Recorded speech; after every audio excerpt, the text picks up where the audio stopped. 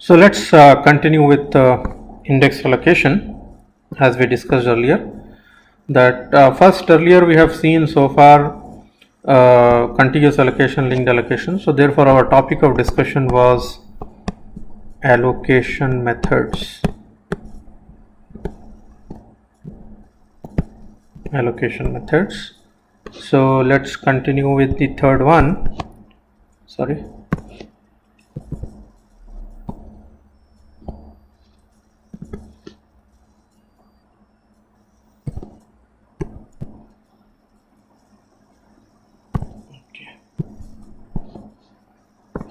Right. So this is problem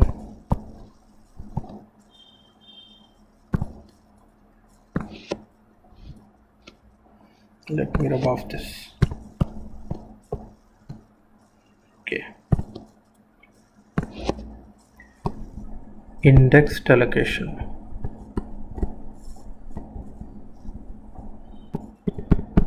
I'll assume some disk with number of blocks as we saw earlier.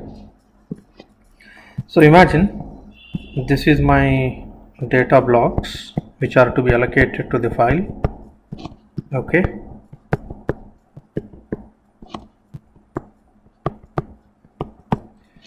So what happens in index allocation is, if you see the directory structure, you can name the blocks 0, 1, 2, 3, 4, 5, 6, 7, 8 and so on.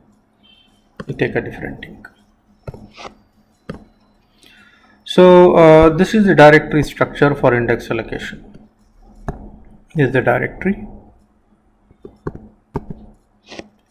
We'll have two things. This is the file name or the file for which you want allocation. Every file is associated with an index block. So there is a point to be kept in mind. Every file is associated with an index block. Like for example, my file k.c is associated with index block number 4. Index block is also one of the block of the disk. Say for example, this is my index block. This is block 4. We are calling this as index block. What is this going to contain? This is going to contain the addresses of the actual data blocks in use by the file. So block number 3, block number 6, block number 2, somewhere block number 10. So what are these? Here are for your convenience I am writing. These are, I'll take a different thing to show that. These are addresses of data blocks in use by file. In use by the file.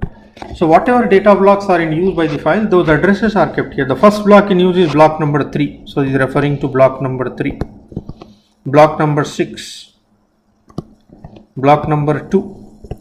So it is pointing to all the blocks which are in use. They are not linked. It is working like link, but all the addresses are kept at one place. It is like your book chapter index. Every book will have a chapter index, which is going to indicate where is chapter 1, what is the page number. So this index block is going to contain the addresses of all data blocks in use by the file. So these are the three allocation methods that I have presented to you. Number 1 was contiguous allocation, number 2 was linked allocation, and number 3 was index allocation. Now any file system of any operating system will be based on these allocation methods. So based on that, as a case study, I am going to explain to you the approach followed in Unix or Linux operating system. Okay. In Unix and Linux operating system, the index block is called inode. Index block is called inode. I-N-O-D, inode. I stands for index node. So this is a 5-mark question, please. You may be asked a question on index. Explain the Unix inode structure. So what is inode structure? So here I will slightly take it up. So here as a heading I will write Unix inode structure. 5-mark question. The directory of Unix will have two parameters. Number 1 file name and number 2 inode number. inode number. File k.c inode number 23. So what is inode? I stands for index node. So how is index node shown? Let us draw the inode structure. The inode will look something like this. This is inode. First, it will contain the general attributes. What are the general attributes? Like type of file, owner of the file, date and time stamps. You can see these details of this. I am not putting all the details here, only few of them. These are like general attributes. You can see all these details in the PPT or the textbook.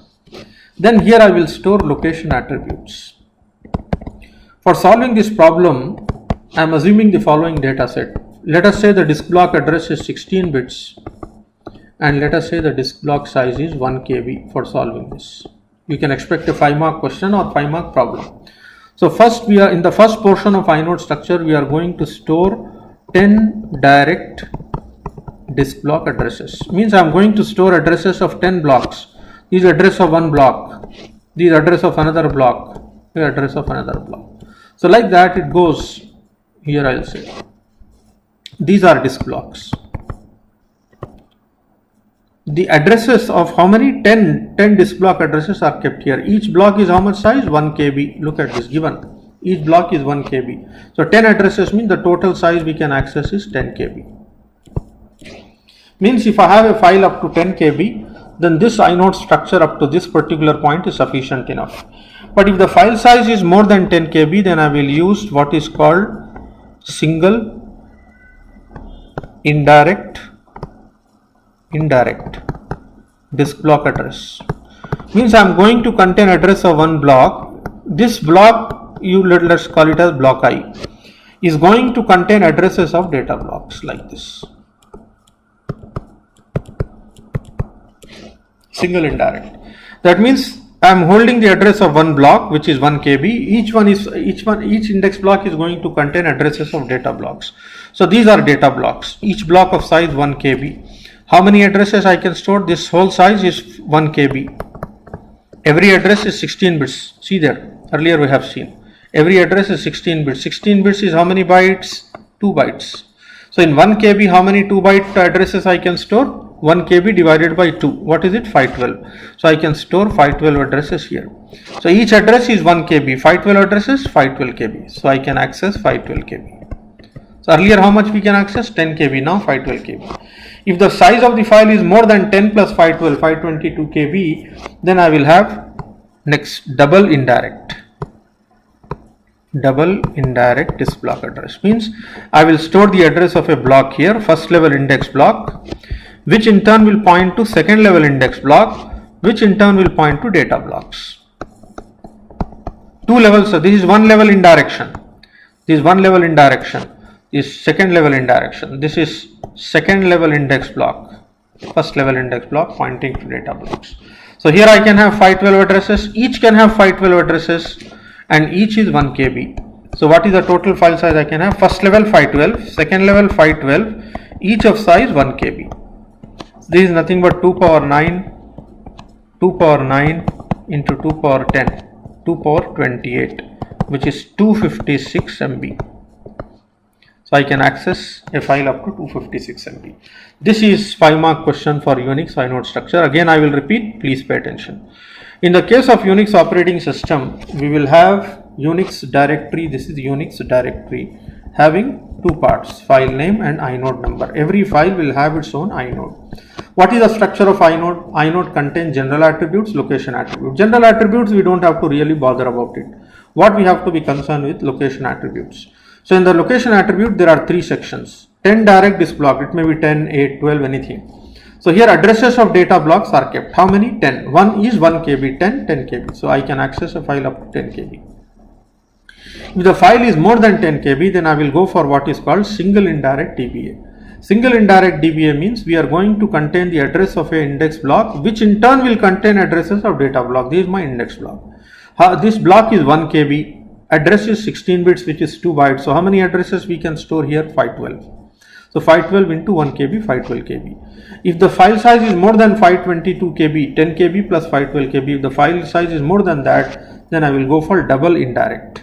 Double indirect will contain address of a data block, first level index, second level, and then first level, and then data block. So here I can have 512, each one can have 512. So 512 into 512 into 1 KB. Total size is 256 MB. We can create file up to this much size. So this is a straight away 5-mark question which you can expect in the exam.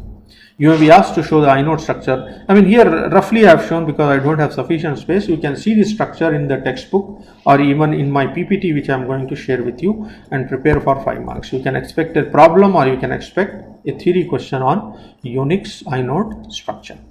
Okay, so these are the 3 allocation methods which we have seen: contiguous, linked, and index allocation. You can expect a problem question on this for 5 marks or 10 marks. So prepare this topic very well. All right.